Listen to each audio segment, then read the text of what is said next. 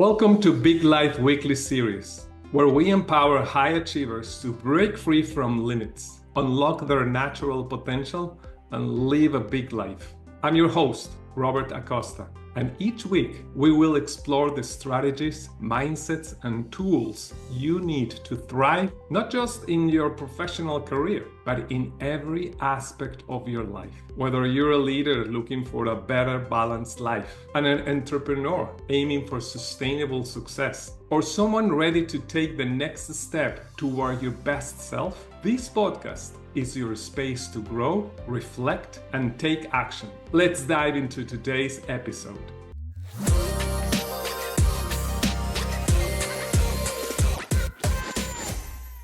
Hello, I'm Robert Acosta. I'm with JD Marcum from Florence Strength and Conditioning in Florence, Kentucky, USA. Welcome, John. Thank you, Robert. Thank you for having me. Well, let's jump right in and start showcasing your business. So, JD, how can you give us a 90-second overview of what your business does and why you got into it? Sure.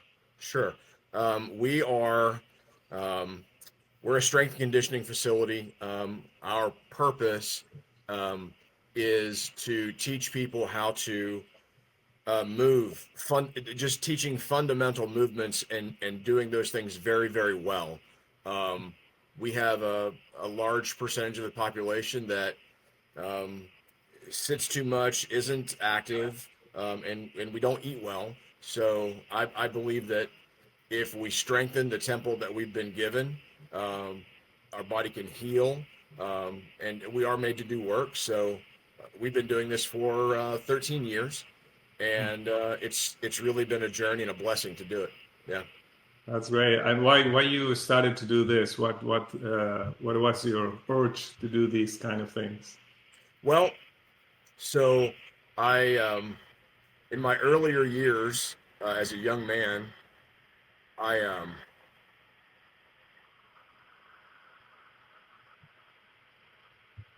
just getting some feedback there. As an earlier in my 20s, I joined the United States Navy, and I joined the Navy to be a combat diver, a SEAL, and that didn't work out. I ended up becoming a corpsman, and as a corpsman, I went to work at a naval hospital and learned emergency medicine and worked in that capacity for probably 18 months. And then I was given the opportunity to be a field medic with the Marines. So like when you watch the movies and somebody's out on the battlefield and they get hurt and a guy runs and goes and tends to them and pulls them back, that's what I was trained to do, right? Okay. And then I got out of the service and I did, I think, what everybody else does. You know, you go to school and you get a job and you start doing these things. I worked in a haberdashery. I sold men's tailored clothing. I got into I worked for a small company here in Cincinnati that was a wireless distributor and helped them go from 2 locations to 14 locations. Then got into national level sales with a bigger company, and it was fine. I mean, it paid the bills, but it didn't feel like being a corpsman. It didn't feel like I was actually doing good things for my fellow human beings. And in the midst of all these things, one parent becomes sick, and she passed away in 2005. And when I laid my mother to rest, I was over 300 pounds. I'm 5'8" for reference, so not tall. And I smoked heavily and I drank heavily, and I was really not in a good physical or mental place. About 6 months after that event, I thought I had a heart attack. And I went to the VA and they told me that I didn't have a heart attack, but my cholesterol was this and my glucose was that, and they're going to put me on this medicine and this medicine and this medicine. And I made a decision right there. I'm like, no, you're not. I'm going to fix it. So I went and I joined a gym, and I started on this process of taking what I knew about the body from a medical sense and doing a performing at a level of physical capacity with a Marine Corps infantry unit, Right. um, taking the stuff that I knew and then becoming a student and learning about exercise and teaching myself about nutrition. And in a little over a year and a half, about 18 months, 19 months, I went from 300 and something pounds with a 49.5-inch waist back down to 195 pounds, 198 pounds with a 34-inch waist. Wow. And it was a lot of work. Um, it was a lot of hard work. I was in a position in my life that I could focus on that and really take that as like a second job. Um, and it was a very it was a passion for me, and I talked about it all the time in every place that I was, in every job that I was at, even in my part-time job. And I started gathering people around me that were asking me, how do I do this, how do I do that, how do I, Mhm. and I started becoming a trainer without actually being a trainer.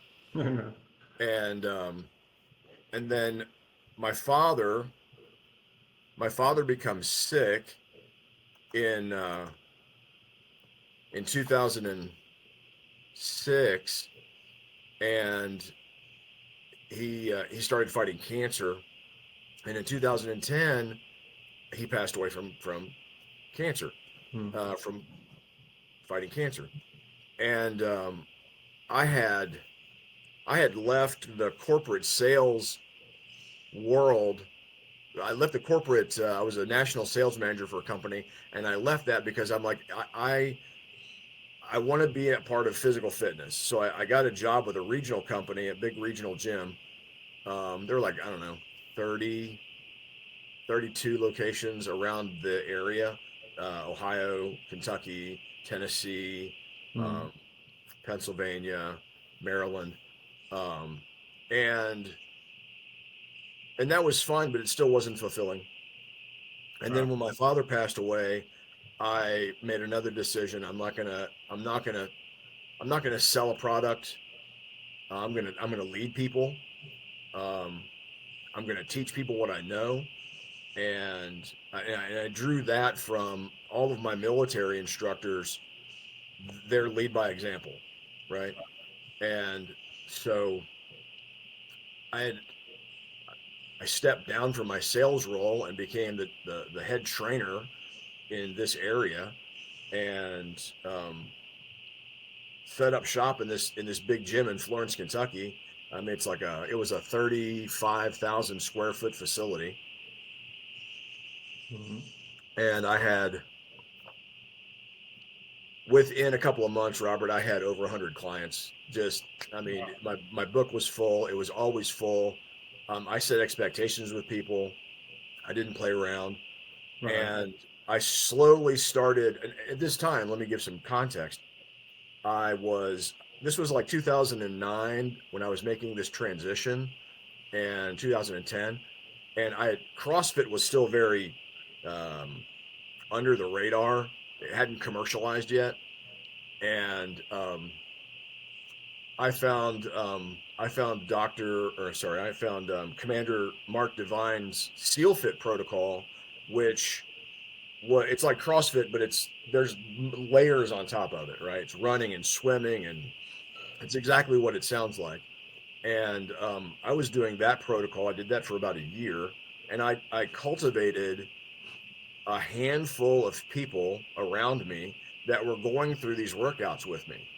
Mhm. Um, I had these students. My wife was one of them.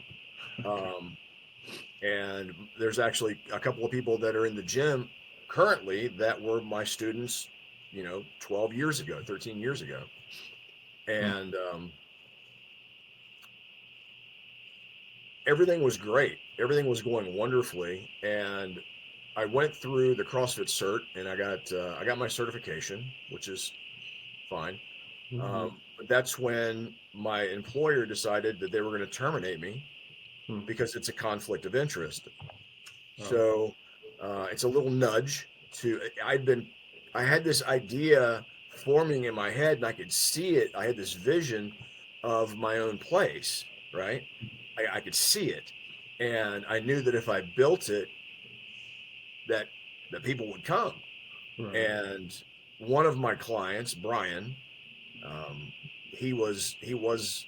He was fighting several disease processes, and I had seen people come off of medication.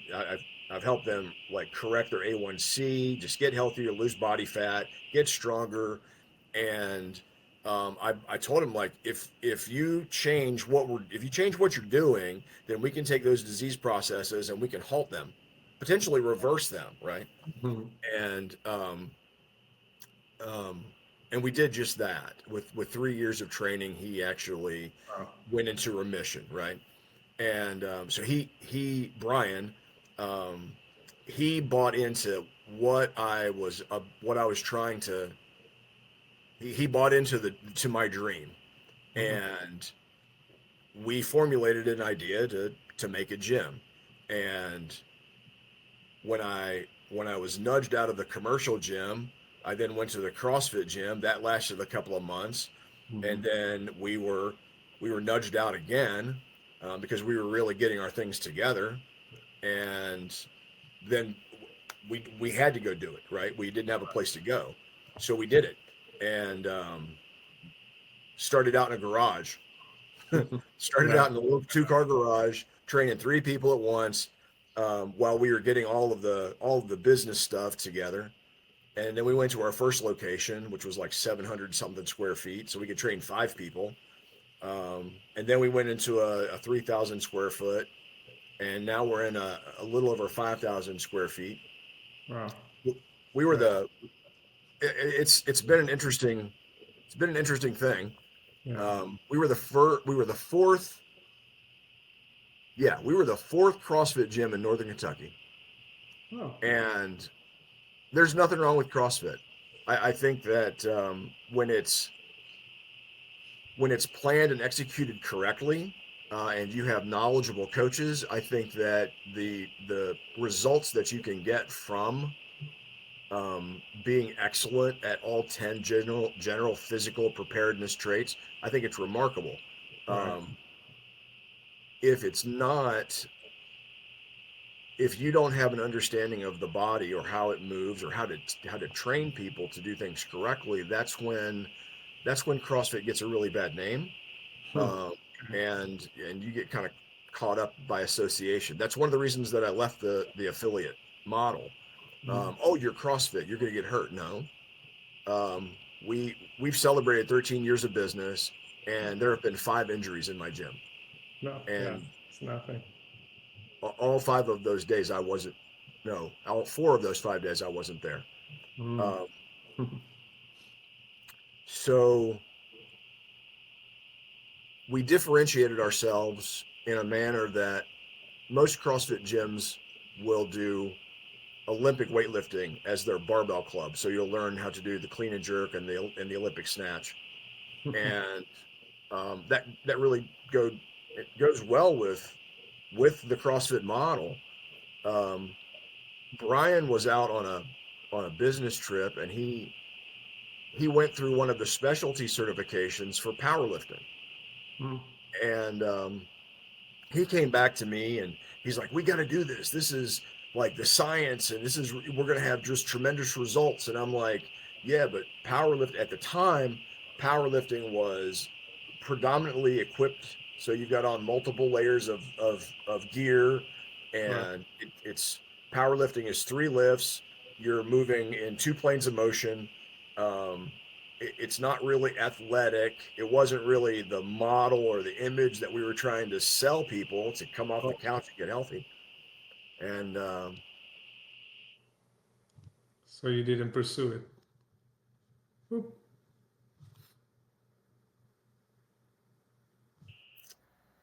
I was a really strong, and so he decided that he was going to do this powerlifting thing, and I'm like, okay, cool, whatever.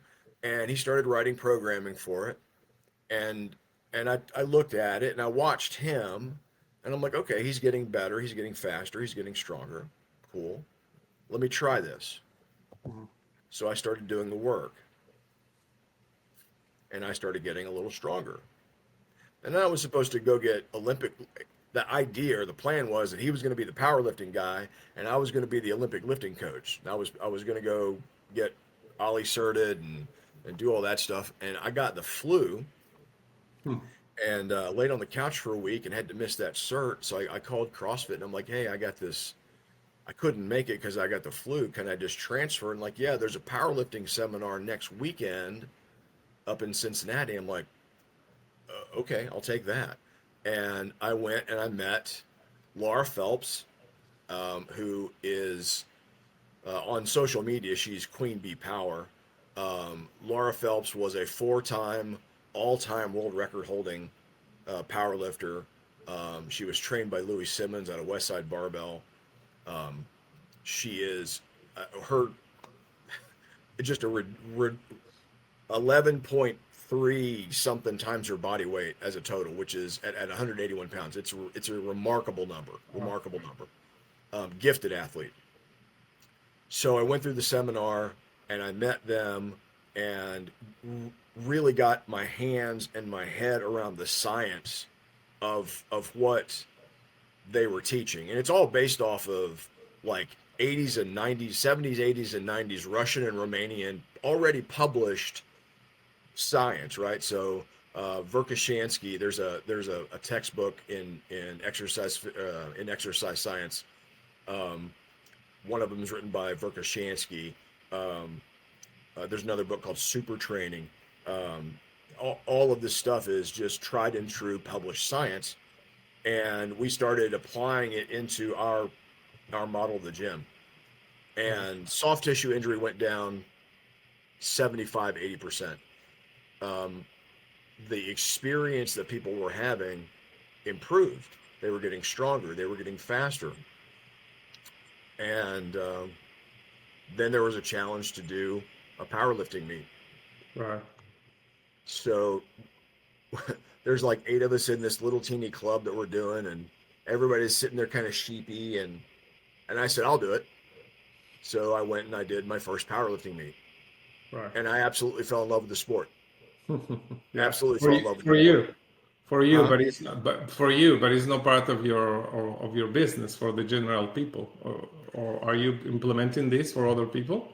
We did for a time. We did for a time.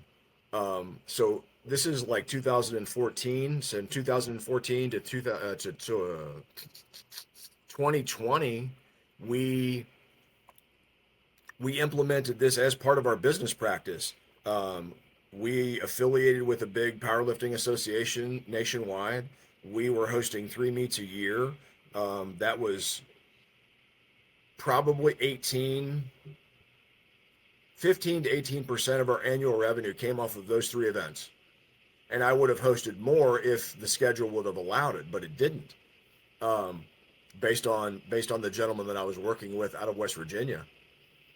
Hmm. And um, during that time, I was working my way up, not only as a national level, soon to be an international level judge, but I was working towards trying to beat an all-time world record.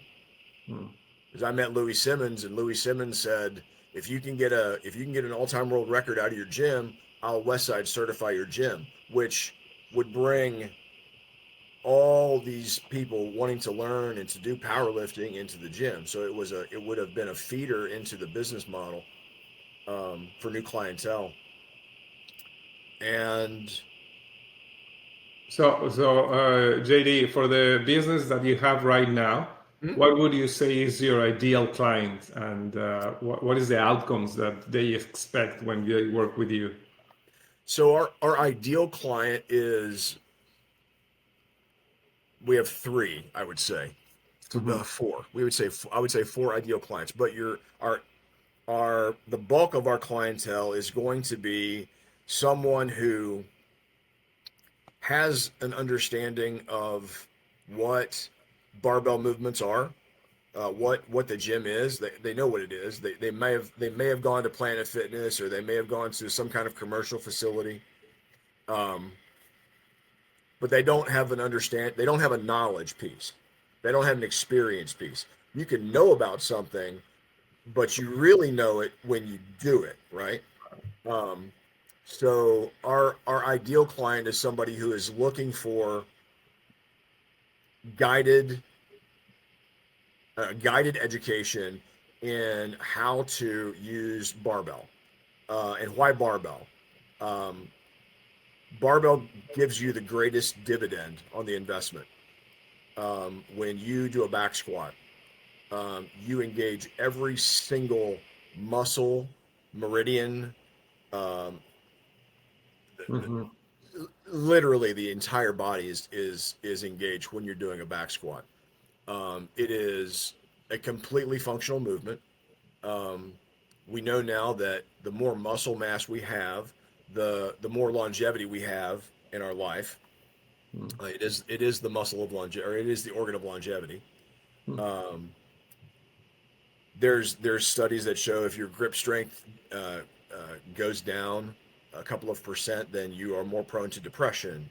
Um, there's all kinds of neurochemical um, endorphin releases when you're actually doing physical work that leads to happiness and joy and fulfillment. And for me, I think um, if I go do something really hard, really physically tasking, the remainder of that day or whatever may come in the future is easier.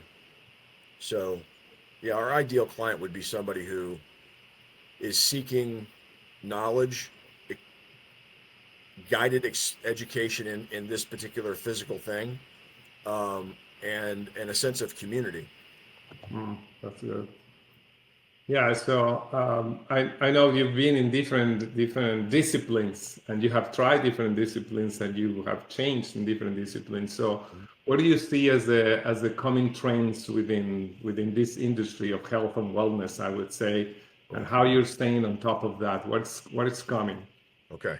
Um, I mean, the gym has always been the gym, and I think the gym will always be the gym. What I see on the forefront is a wellness piece that within the next 2 or 3 years is probably going to be bigger than the fitness industry in general. With, um, for example, red light therapy. You're seeing red light everywhere on your Amazon, on your Instagram feed, on your social media feed. You're seeing all of these practitioners up against red light, and the science behind red light therapy is pretty compelling. Um, there's um, there's a science out there, a modality called hyperbaric medicine or HBOT. Um, Mm, for I've lost a couple of athletes because of concussion, like high school athletes, mm, and that does happen. But with hyperbaric medicine coupled with red light therapy, you can heal that traumatic brain injury. mm, Um, then I mean, take that into a number of veterans.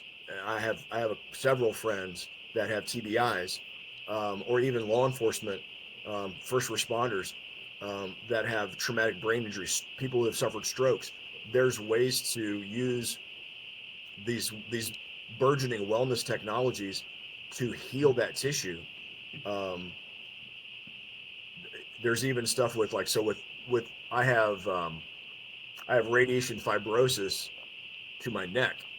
mm, Um, there's a technology called PEMF. It's um, pulsating or proximity.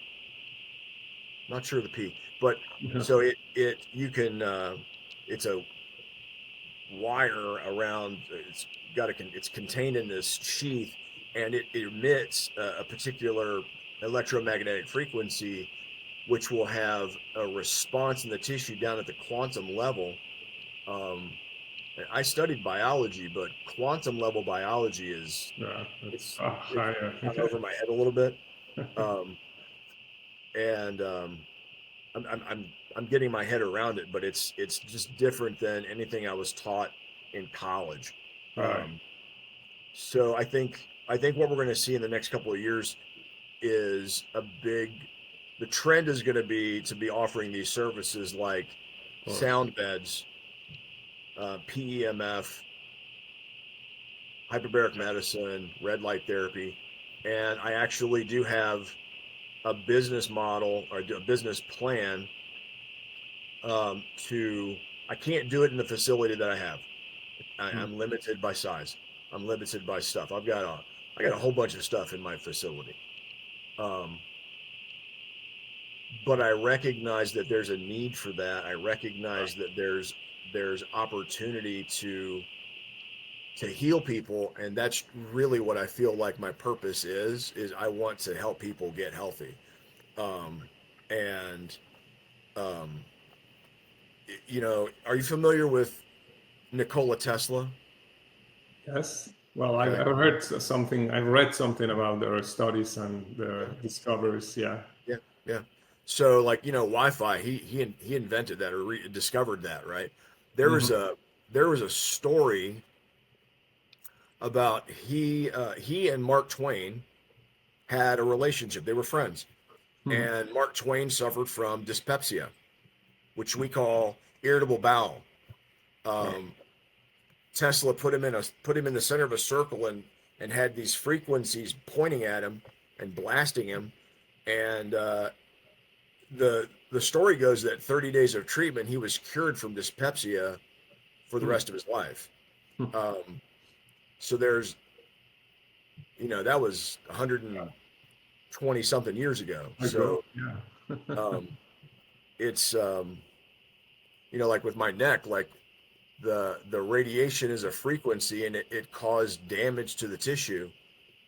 But because of the balance in all things, the way our creator made everything, there has to be a frequency that will undo it, that will heal it, right? Yeah, I Um, think I think the science is exactly that. Everything is energy, well, but with different frequencies, with different vibration. yep, So yep, if you want to cure something or change something, you just need to take the right vibration or the right frequency. Everything is yes, frequency. So yes, I yeah, think, yes, implementing those into your holistic offering, I think it's something that you're doing, and I think it's very smart. But I think the essence of your business, what would you say it is? It still is the movement. I remember you started all the story about people needs to move. Well, people need yes, to move because they do. it's the essence. So what is the one thing that you still focusing, or you would say that is the most instrumental in your success? That we both, my wife and I, we we focus on fundamentals. That has to be the focus of any training business is and it really of any process in any business really. If you can do the fundamentals exceptionally well, Hmm. then everything that's built off of that fundamental gets better because the fundamentals are executed with precision every time, right? Mm. And I have in my 15, 16 years working in this space as a fitness professional, I've witnessed other trainers, like let's say you're having trouble performing a squat or a deadlift, or I'll take a more complicated movement, a Turkish get up. Um, I've witnessed trainers like, okay, you can't do that, Robert. That's okay. Let's do something else. Um, the difference is I wouldn't change course. You don't know how to squat. I had a woman client when I was at the commercial gym. She had both hips replaced, Mm. had gone through every single trainer in the place. She could not squat, Mm. which there's some functional pieces to that. How do we get in and out of the car? How do we get off the couch? How do we go to the restroom? Like there's a functional piece to that. Yeah, true. And our ability to squat well transfers into our ability to walk well, climb well, walk up a hill. So she she ended up with me basically because everybody else gave up. And I worked with this woman for months, developing the strength for her to do this one movement. And she finally was able to do it and do it well, much better than she had started. And that was such a huge, and she was like in her late 50s at the time, maybe her early 60s. It was such a profound thing for her that her and her husband invited me to go hike the Grand Canyon with them. Little did I know, the reason that she wanted to do this, to learn this, to get stronger, is because the last time she went to the canyon, she had to be flown out of the bottom of the canyon because she wasn't strong enough, right? Yeah. Wow. So that's really Yeah. the best part of the job. It's not the, as a competitive lifter, I got lots of medals and I set records and blah blah blah, but that's little pieces of icing on the cake when you can impact somebody's life in such a profound manner that it enables them and empowers them to become fearless and courageous. That's what it's about for me, for my wife. Yeah, I think you're in the business of changing lives through the body, because that's wherever you go, you're going to take your body with you. So whatever you want to accomplish, you can have money, you can have it in the right mindset. There are people with a lot of purposes, but if you don't have the body, that's going to be a pity that you cannot do whatever you want. So I think all the pieces are important: the mindset, the money, and the physical. You are focusing on that physical, and you are changing lives in a way. Yeah, and you've seen that. Yeah. Well, that's been amazing, JD. So how can people best contact you if they'd like to work with you or discuss referral partnerships? You can go to florencestrength.com. That's our website. My contact information is there. My email address is jd@florencebarbell.com. It's not complicated. Okay. We're on Instagram as Florence Barbell. And you can find me on Facebook. I'm not on LinkedIn. And it's never been a quantity thing. It's always been a quality thing for me. Right. And earlier on in my life, it was about quantity, and that just wasn't fulfilling. So that's just a place that I've come to with all the stuff that I've been through, the entire journey of service, loss, a personal illness. Just it all just kind of brought me to this one place, and now I'm just being led how I'm being led. Yeah, it's like a calling. You feel it like a calling because you know what you do. You know, right? It's absolutely a calling. It is absolutely a calling. Wow, that was amazing. So I really enjoyed our conversation. Thank you very much, JD, for being a guest on the podcast. Thank you very much, Robert. Thank you for having me. Thank you for joining me on Big Life Weekly series. I hope today's episode gave you the insight, inspiration, and tools you need to move closer to the life you're meant to live. Remember, true success isn't just about what you achieve. It's about how you feel while you achieving it. If you found value in our conversation, please subscribe, leave a review, and share this episode with others who are ready to embrace their big life. Until next time, stay focused, keep growing, enjoy life, and break free.